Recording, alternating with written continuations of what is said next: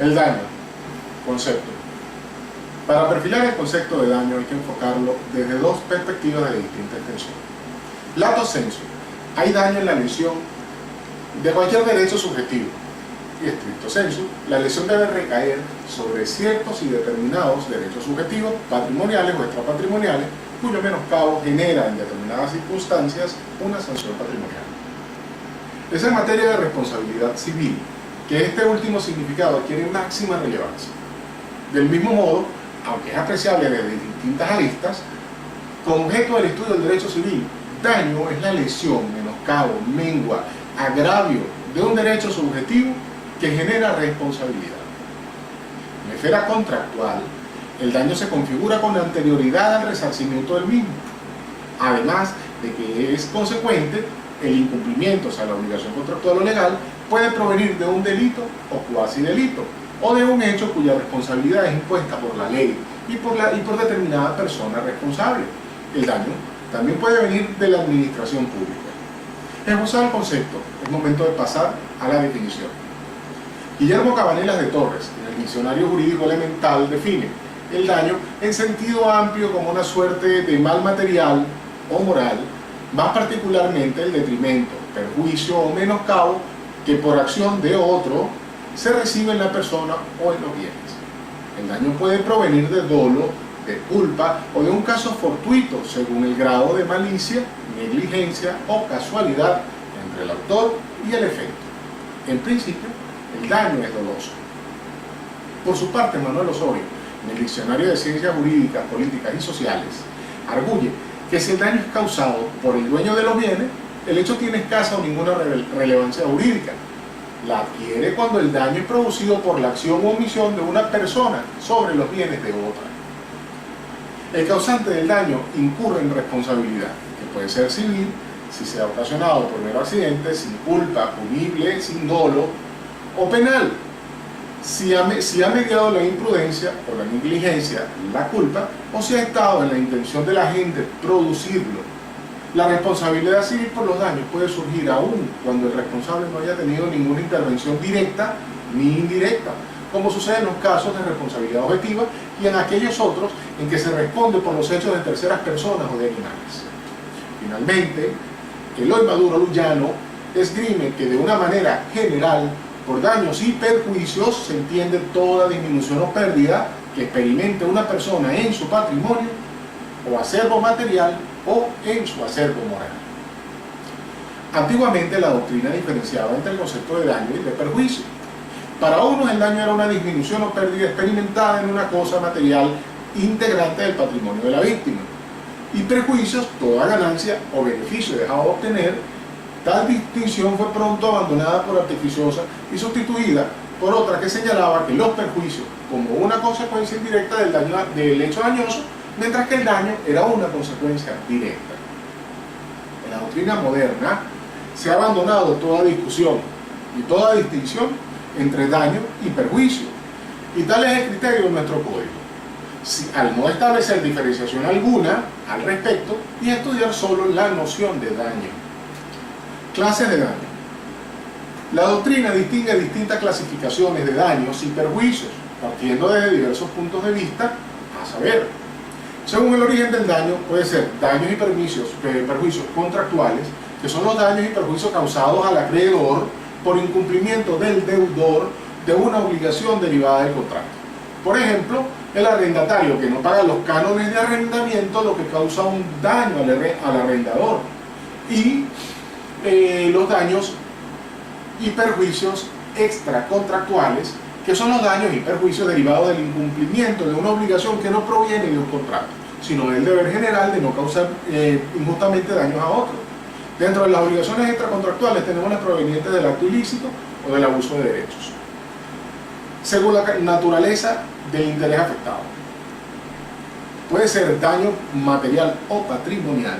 Consiste en una pérdida o disminución de un tipo económico que una persona experimenta en su patrimonio. Por ejemplo, el daño que puede sufrir una persona por la pérdida de una cosa, o el daño que sufre el dueño de una sala de cine al no recibir energía eléctrica de la empresa que la suministra, obligándole a suprimir las funciones programadas y la destitución, la destrucción de un objeto, propiedad de la víctima. El daño moral o no patrimonial consiste en la afección de tipo psíquico, moral, espiritual o emocional que experimenta una persona. En estos casos, es lesionada la parte moral del acervo de una persona o, como dicen algunos autores, el daño es de naturaleza extrapatrimonial. O sea, no afecta el acervo económico de la persona. Por ejemplo, el daño a la reputación, la lesión al honor, el dolor de una madre por la muerte del hijo.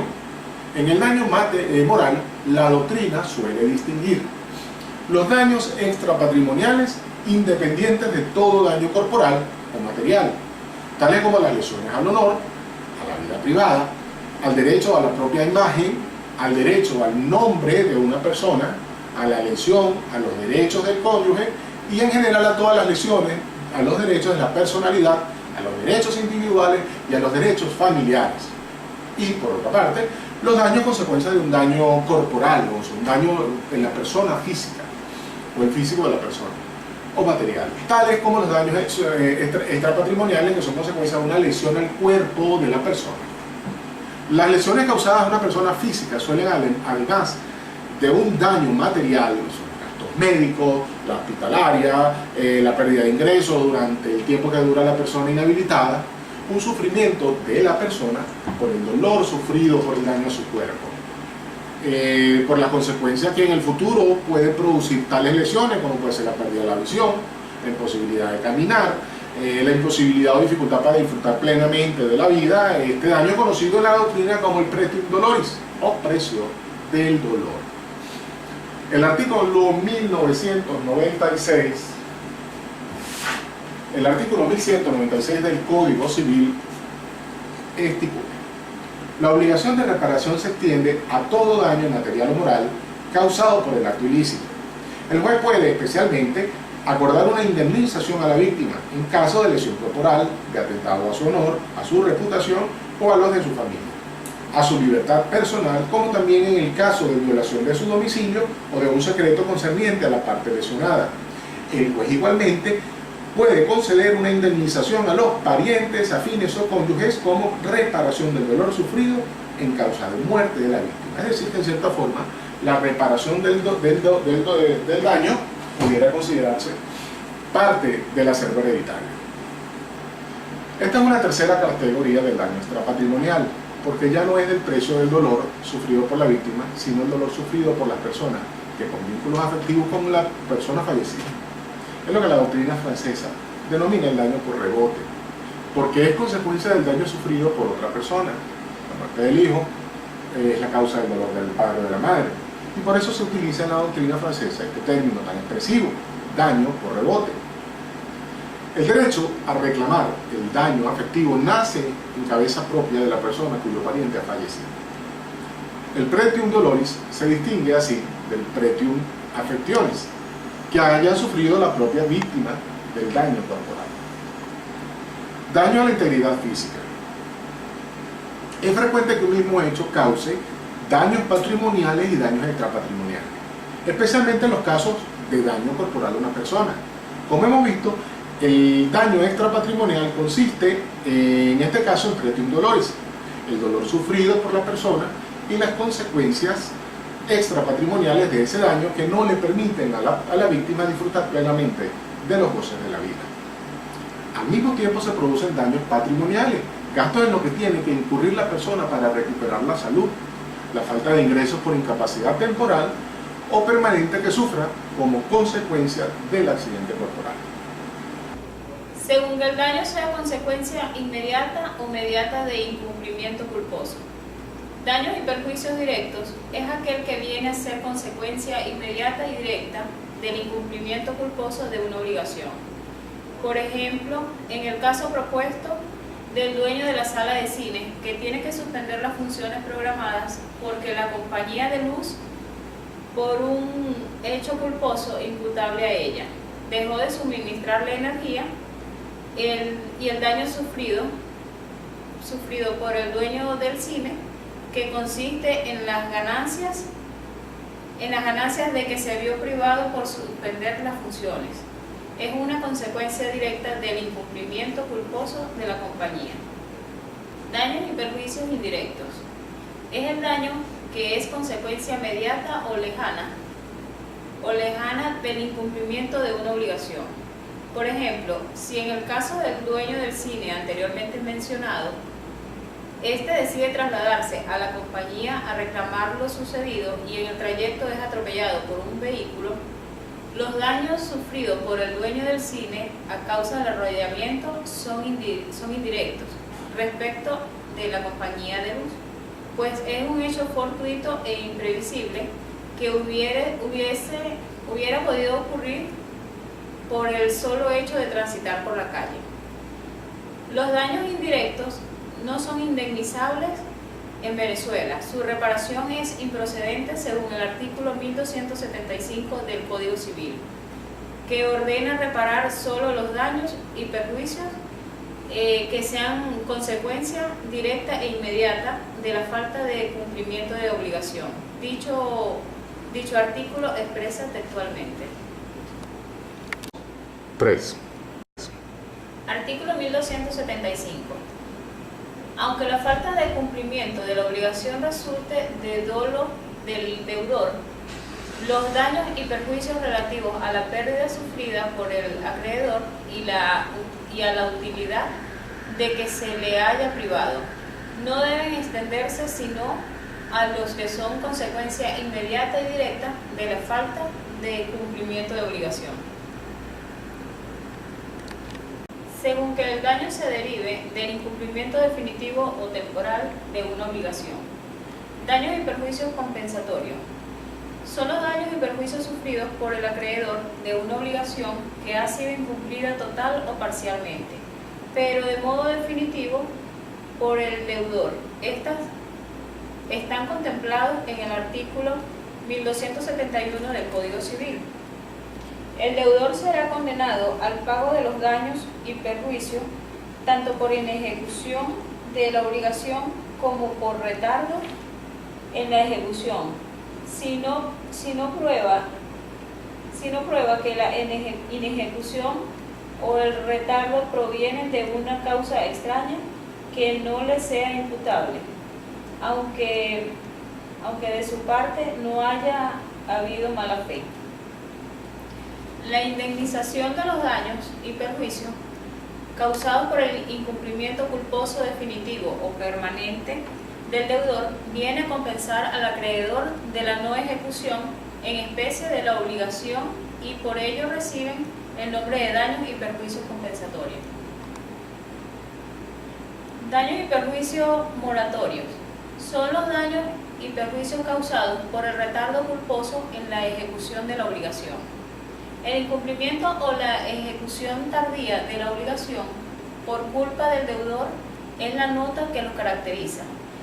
Cuando la ejecución tardía cause daños al acreedor, los daños y perjuicios deben ser indemnizados, reciben el nombre de daños y perjuicios moratoria. Los daños y perjuicios moratoria están contemplados en el artículo 1271 del Código Civil.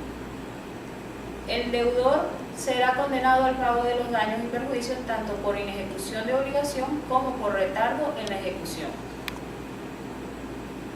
Los daños y perjuicios moratorios no proceden en caso de incumplimiento permanente, total o parcial, de la obligación, sino en los casos de incumplimiento temporal, de retardo culposo.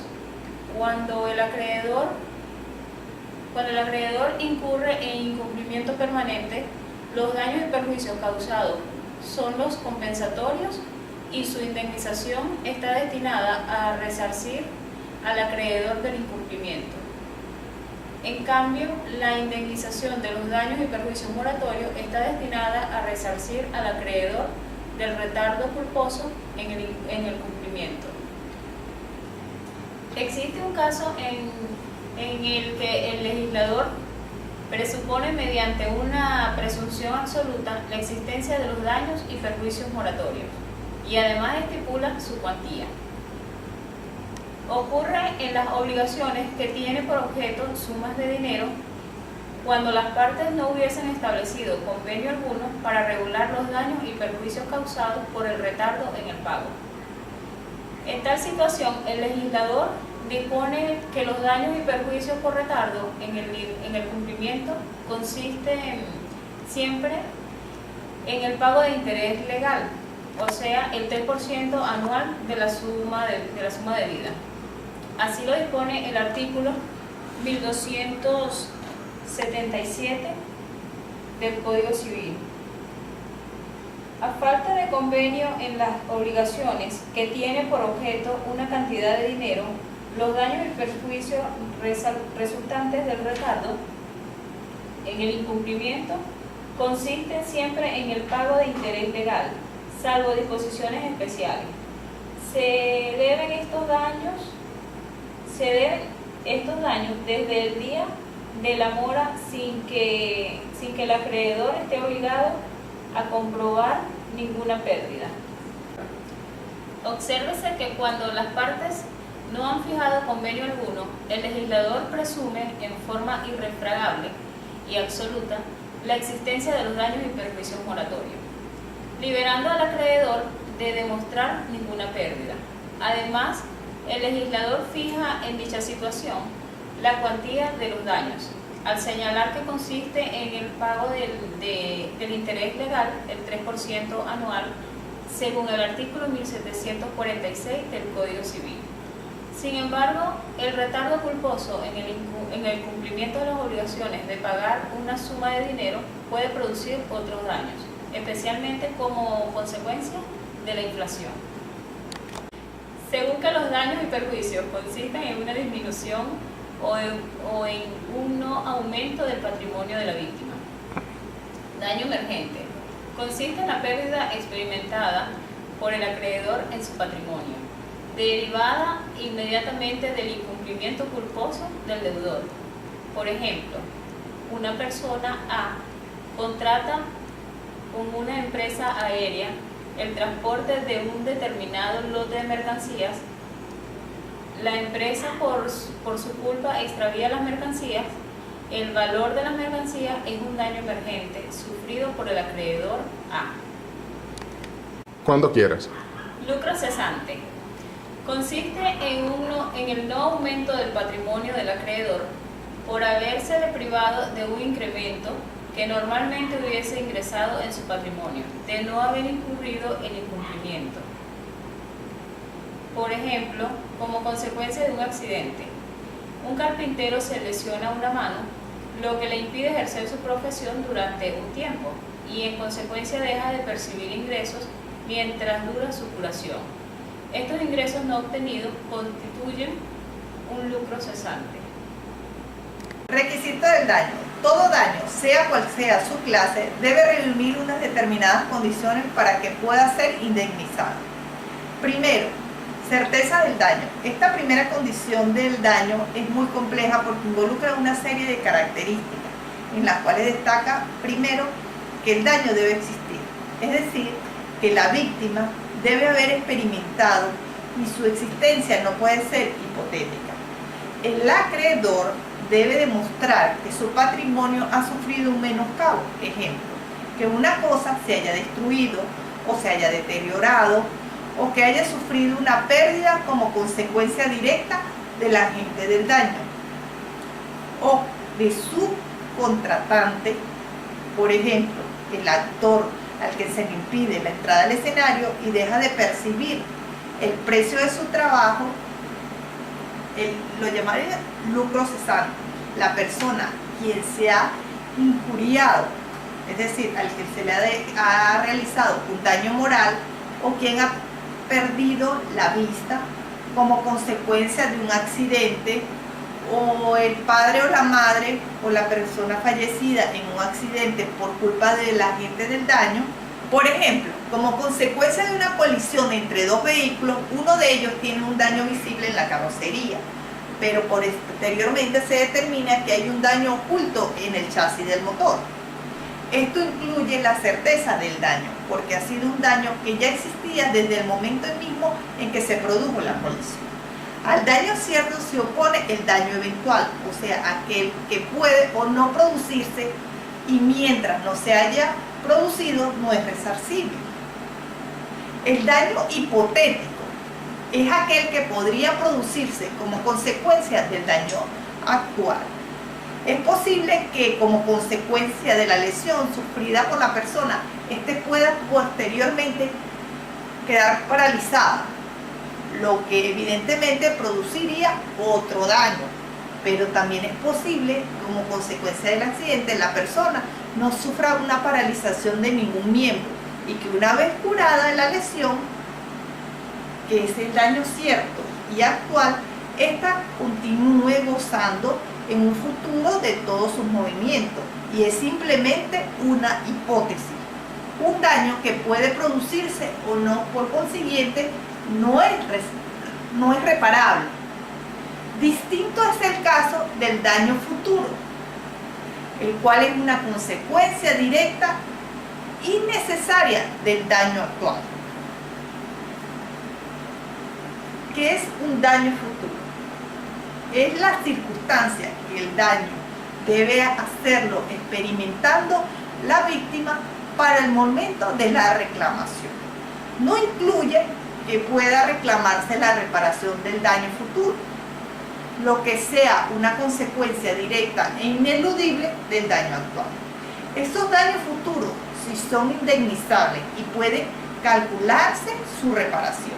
Por ejemplo, el daño futuro que reclame el dueño de un fundo cruzado por una línea eléctrica de alta tensión, alejado, que cuando lo fuera a vender experimenta la pérdida de su valor, la jurisprudencia enumera dos condiciones concurrentes para que se produzca una indemnización de un daño futuro.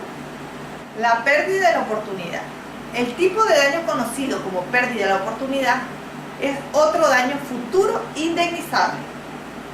La pérdida de la oportunidad ocurre cuando la persona pierde la oportunidad de obtener una ganancia realizable solo mediante su intervención, porque es impedida por la actuación. Por ejemplo, el daño que experimenta el dueño de un caballo de carrera, porque debido a un hecho ilícito, el choque de un vehículo de transporte que trasladaba al hipódromo al caballo. El equino, es decir, el caballo, no pudo participar en la competencia. Otro podría ser el pintor que no pudo exponer los cuadros en la exposición. El daño consiste no en la pérdida del premio, puesto que el ejemplar podría o no ganar, ni del precio de los cuadros que él dejó o no de vender, sino en la pérdida de la oportunidad de competir o la de exhibir y vender los cuadros. La indemnización será fijada prudencialmente por el juez.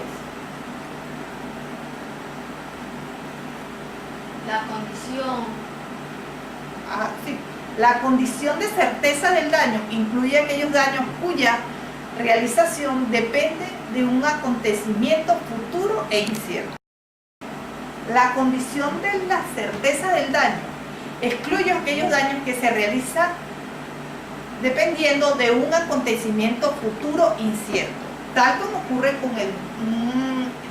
con un daño eventual, aquel que depende de un acontecimiento futuro e incierto, que no se sabe si va a ocurrir o no. Por ejemplo, en el caso del caballo, de la carrera que estábamos hablando anteriormente, sería el daño eventual si el propietario reclama el premio, pues este solo procedería si el caballo no ganara y el caballo hubiera podido ganar o perder. Este era un hecho incierto y futuro, por lo tanto, un daño eventual en el que no procederá reclamación alguna. Una persona que elabora un cuadro de 5 y 6 y por una causa del demandado no lo sella, aunque hubiera acertado los 6 caballos ganadores, la reclamación del premio de 6 caballos sería un daño eventual, pues tal circunstancia es incierta. Solo procedería la reclamación por pérdida de la oportunidad. La madre que intentara una gruesa reclamación por la parte de la muerte de un hijo, porque podría llegar a ser en su vida el presidente de un banco o un magnate industrial, el daño debe lesionar un hecho adquirido o un interés legítimo. El daño, para poder ser indemnizado, debe lesionar un derecho adquirido de la víctima. Por ejemplo, la persona que tiene derecho a recibir una pensión alimenticia de otra puede reclamar el daño experimentado a consecuencia de un hecho ilícito que cause la muerte de la persona que le pasaba la pensión, un accidente. La obligación de alimentos es un derecho consagrado en la ley para estas personas. Daño al interés. En cambio, se presenta una serie de polémicas en el caso de daños que lesione o no los derechos consagrados en la ley, sino a un interés que tiene el reclamante que fue suprimido o consecuencia del hecho ilícito. Por ejemplo, podría reclamar indemnización un pariente lejano sostenido groseramente por la víctima o un tercero que mostrase daño al interés. En cambio, se presenta una serie de polémicas en el caso de que lesione no al derecho consagrado por la ley, sino a un interés que tenía el reclamante y que fuera suprimido a consecuencia del hecho ilícito. Por ejemplo, podría reclamar indemnización un pariente lejano sostenido graciosamente por la víctima o un tercero que se mostrase en la misma situación. Esa persona no tiene ningún derecho, sino solo un interés. La polémica ha sido muy intensa y ardua, especialmente en Francia, donde ha habido decisiones contradictorias de los tribunales de justicia. En una oportunidad acordaron la indemnización reclamada por los hermanos de la víctima referente a una pensión que éstas les pensaban, no obstante existir ninguna obligación. No, ahí lo dije mal. En una oportunidad acordaron la indemnización reclamada por los hermanos de la víctima referente a una pensión que le pasaba, no obstante no existía ninguna obligación alimentaria por parte de la víctima. Sin embargo, la doctrina y la jurisprudencia vacilan en estos casos en que se reclame el daño al interés, cuando se presenta a reclamaciones inmorales o poco serias. Si se aceptara la reclamación por el solo daño al interés, el comerciante reclamaría por la muerte de su mejor cliente, o el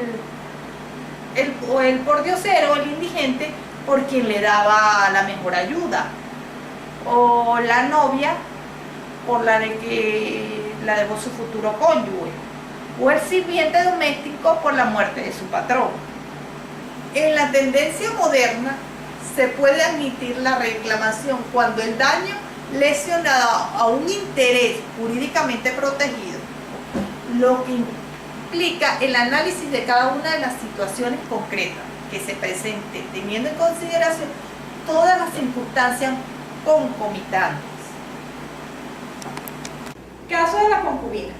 En la legislación patria es de especial interés el estatus de la concubina que reclama por la muerte del concubino. En Francia, tal reclamación era improcedente por cuanto concubinato es considerado una situación de hecho que no genera derechos. Al no estar contemplado en la norma, lo considera una relación al margen de la ley. A partir de una sentencia de febrero de 1970, la jurisprudencia francesa considera que no siendo el concubinato una relación delictuosa, la concubina tiene interés legítimo en obtener la reparación del daño causado por la muerte del concubino, siempre que se trate de un concubinato estable, aun cuando no haya cohabitación. Solo se excluye cuando hay adulterio por uno de los concubinos. Es pertinente la comparación por cuanto nuestro Código Civil deriva de aquel. Sin embargo, aquí recibe un tratamiento diferente. Nuestro Código Civil atribuye al concubinato efectos jurídicos. El artículo 767 dispone: se presume la comunidad, salvo prueba en contrario, en aquellos casos de unión no matrimonial, cuando la mujer o el hombre en su caso demuestra que ha vivido permanentemente en tal estado, aunque los bienes cuya comunidad se quiere establecer aparezcan a nombre de uno solo de ellos. Tal presunción solo surte efectos legales entre ellos dos y entre sus respectivos herederos, y también entre uno de ellos y los herederos del otro. Lo dispuesto en este artículo no se aplica si uno de ellos está casado. Esta no ha dejado de ser una posición controvertida. Por una parte, hay quienes pretenden que al atribuirle efectos jurídicos al concubinato, él o la concubina tendría un derecho que se vería afectado por la muerte del otro concubino y por lo tanto podría reclamar una indemnización. Otra tesis niega esa posibilidad en virtud de que es una relación jurídica torpe, que no lo es menor porque el Código Civil le atribuye algunos efectos, ya que estos son de interpretación restrictiva, no aplicable a otros casos por vía analógica. La legislación venezolana introdujo una figura llamada unión estable de hecho, que constituye un punto intermedio entre el concubinato y el matrimonio. Sin embargo, pareciera que ante una realidad en la que buena parte de la población vive en concubinato y buena parte de estos son más estables que los matrimonios, no hay ninguna razón para negarle a los concubinos y a las concubinas un interés legítimo para intentar la opción, siempre que sean estables y ninguno de los concubinos sea casado. Existe una situación denominada, como anteriormente lo dije, unión estable de hecho, constitucionalizada por el constituyente en el artículo 77 de la Carta Fundamental a la cual hacemos mención, aunque su análisis escapa de este trabajo. El daño debe ser determinado o determinado. Quien reclama un daño tendrá que indicarlos con todo tipo de detalle y determinarlos en extensión y cuantía.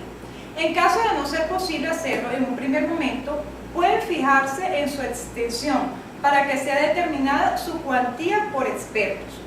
En ciertos casos, especialmente en la determinación del lucro cesante, se acudirá a criterios y normas altamente especializados, como por ejemplo índices de vida, tasas, tablas de compañía de seguros, promedios de productividad, entre otros. La víctima o reclamante debe determinar los daños y probar su cuantía durante el juicio, o pedir que se fijen por experticia al fallo, según el artículo 249 del Código de Procedimiento Civil. El daño no debe haber sido reparado. Para que la acción por responsabilidad civil exista, es necesario que el daño sufrido por la víctima no haya sido reparado. El problema se plantea cuando una tercera persona es la que ha indemnizado a la víctima y entonces se hace necesario entrar a distinguir por cuáles causas la indemnización fue pagada por el tercero. Dichas causas se han catalogado en diversos casos. Si el tercero paga el daño en nombre y descargo del agente del daño, como por ejemplo la indemnización cancelada por una compañía de seguros donde el agente estaba asegurado, entonces el daño se considera indemnizado y la víctima no podrá intentar acción contra el agente.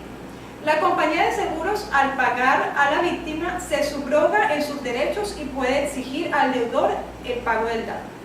Si el tercero paga en su condición de civilmente responsable, en virtud de alguno de los casos de responsabilidad por el hecho ajeno, la víctima tampoco puede intentar acción contra el agente, pues el daño ha sido reparado y la víctima no debe ni puede recibir indemnización.